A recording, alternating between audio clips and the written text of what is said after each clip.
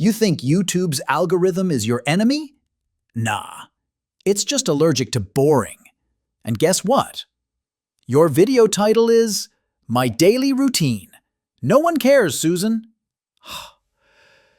Your first 15 seconds matter more than your 15th video.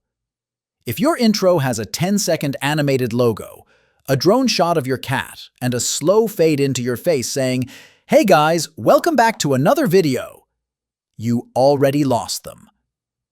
Titles are not therapy sessions. What really happened that day? What day? What happened? Why should I care? Try, I almost quit YouTube. Here's why. See? Now I'm intrigued and slightly scared for you. Filters don't save videos. Neither does aesthetic B-roll. If your story sucks, no LUT in the world can save it. It's like putting perfume on expired sushi.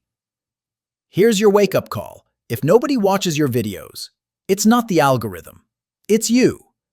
And that's good news, because it means you can fix it. Subscribe now. Or don't.